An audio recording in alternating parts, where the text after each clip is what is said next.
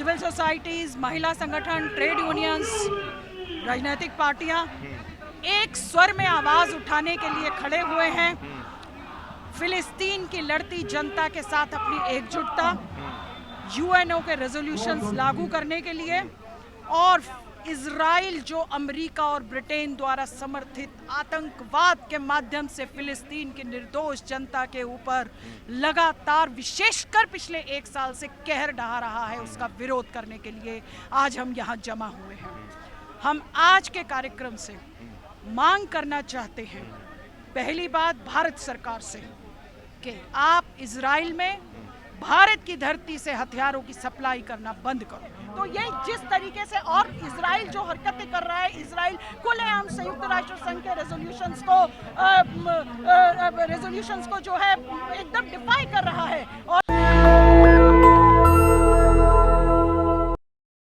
7 अक्टूबर 2023 को हमास ने जो हमला किया था इजराइल पे, उसके बाद से जो है ये आज 1 साल पूरे हो चुके हैं और बहुत सारे संगठन जो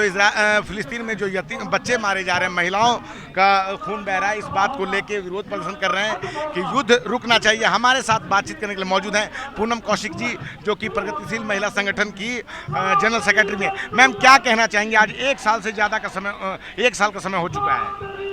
आज राजधानी दिल्ली के तमाम सिविल सोसाइटीज, महिला संगठन, ट्रेड यूनियंस, राजनीतिक पार्टियां एक स्वर में आवाज उठाने के लिए खड़े हुए हैं। फिलिस्तीन की लड़ती जनता के साथ अपनी एकजुटता, यूएनओ के रेजोल्यूशंस लागू करने के लिए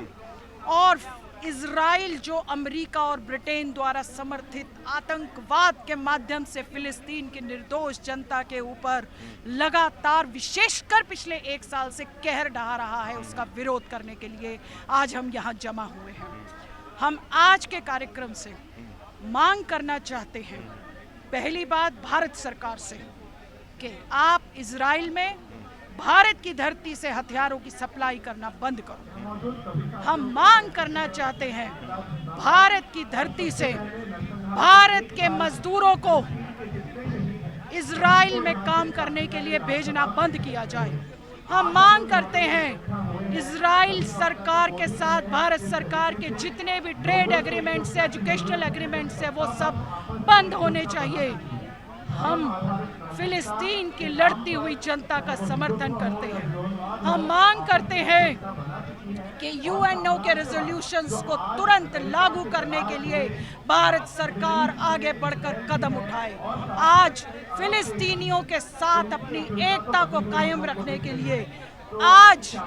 जिस तरह से फिलिस्तीन की जनता शहादतों के नए से नए आयाम खड़े कर रही है, साम्राज्यवादी लूट के खिलाफ लड़ते हुए, अपनी मुक्ति की लड़ाई को लड़ते हुए भारत के तमाम न्याय पसंद, अमन पसंद, जनवाद पसंद लोगों की तरफ से हम उनके कंधे से कंधा मिलाकर आज खड़े हुए। मैम, लेकिन लड़ाई लगातार बढ़ती जा रही है। अब ईरान भी शामिल हो गया है। जब लेबनान के नसरुल्लाह की हत्या होती है इजराइल के द्वारा, अब जो है ईरान मिसाइलें दाग रहा है और इजराइल साफ साफ कह रहा है कि ईरान को भी और साथ साथ पूरे मध्य पूर्व को इसका एक बुरा परिणाम भुगतना पड़ेगा। देखिए, ये जिस तरीके से साम्राज्यवाद ने विशेषकर 1948 से शुरू किया था, इजराइल की जो स्थापना की थी,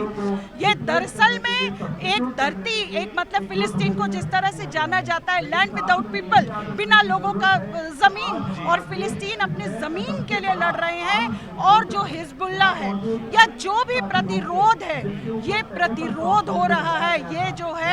ये जनता को मारने का जो इजराइल काम कर रहा है और समझ रहा है कि जितना वो जनता को मारेगा प्रतिरोध खत्म होगा। बेरूत के ऊपर उनका हमला, ग्राउंड ऑफेंसिव जिस तरह से लेबनान पे कर रहे हैं और फिर भी प्रतिरोध जारी हो रहे हैं, तो हम समझते हैं ये अमेरिकी साम्राज्यवाद जिस तरीके से दुनिया के जनता को और दुनिया के अंदर जिस तरह से एक युद्ध का खतरा ये फिर से खड़ा कर रही है, बजाय इसके कि दुनिया के अंदर यूएनओ रेजोल्यूशंस, आप मानिए आज आईसीजे ने जो है इनको वॉर क्रिमिनल्स डिक्लेयर किया हुआ है, लेकिन ये अंतरराष्ट्रीय संस्थाओं के नियमों को भी नहीं मान रहे हैं, जिसके वजह से दुनिया को आज जंग के कगार पर इन्होंने खड़ा कर दिया है। और दुनिया की जनता, मध्य पूर्व की जनता, अमेरिका के अंदर तमाम छात्र, दुनिया के साम्राज्यवादी देशों के अंदर लोग प्रदर्शन कर रहे हैं। दुनिया की जनता फिलिस्तीन की जनता के साथ खड़ी हुई है और प्रतिरोध के नए नए तरीकों से प्रतिरोध करेगी साम्राज्यवाद को, अमेरिका को और इजराइल को, ये बताने के लिए कि तुम कितना भी जुल्म करते रहो, जनता शहादतें देने से, जनता शहादतें दे करके अपनी धरती की रक्षा करेगी। मैम, जब आप लोग इस तरह की बातें बोलते हैं तो आज भारत में भी कई सारे ऐसे ग्रुप हैं जो कि इजराइल का समर्थन करते हैं और दो फाड़ है इस बात को लेकर कि फिलिस्तीन के साथ खड़ा होना चाहिए या कि इजराइल के साथ खड़ा होना चाहिए। तथाकथित जो राष्ट्रवादी लोग हैं वो इजराइल का समर्थन कहते हैं और खुद इजराइल भी कहता है कि हमारे ऊपर हमला हुआ था 7 अक्टूबर को, 1200 नागरिकों की हत्या हुई थी, महिलाओं का रेप हुआ था और बच्चों को वहाँ से अगवा किया गया था। इस बात का जवाब जो है फिलिस्तीन नहीं देता है। 7 तारीख को फिलिस्तीन जो एक खुली जेल, पिछले 75 सालों से एक खुली जेल जिसको बना के रखा गया था, गाजा पट्टी जो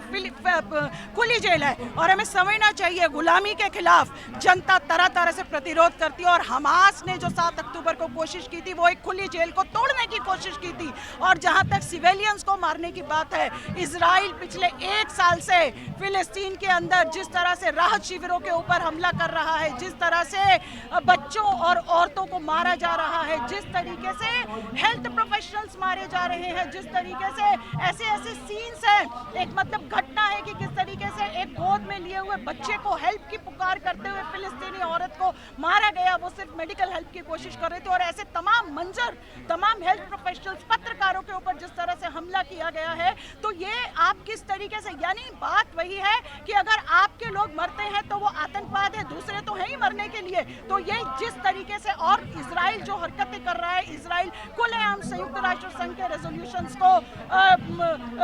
रेजोल्यूशंस को जो है एकदम डिफाई कर रहा है और मतलब उनको वॉर क्रिमिनल घोषित किया जा चुका है, आईसीजे के रूलिंग्स हैं। लेकिन इन सबको जो है इजराइल और अमेरिका नहीं मान रहे हैं और दुनिया की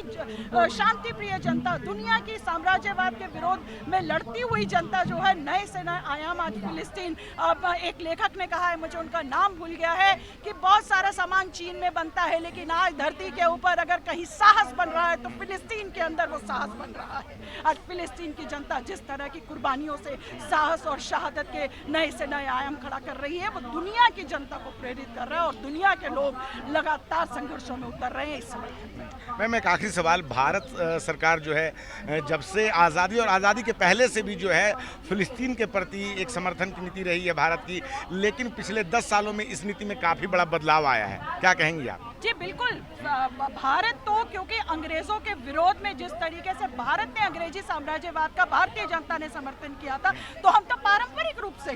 फिलिस्तीन की जनता के समर्थक थे। लेकिन पिछले 10 साल से ये भाजपा की सरकार जो मनोवादी सरकार है, जो घोर और ज़्यादा साम्राज्यवाद समर्थक और अमेरिका को और ज़्यादा मदद देने की कोशिश कर रही है, ये इसने भारत की ऑफिशियल नीति से परिवर्तन किया है। और हम समझते हैं, इसीलिए आज हम भारत सरकार से विशेषकर मांग करते हैं कि ये भारत की पारंपरिक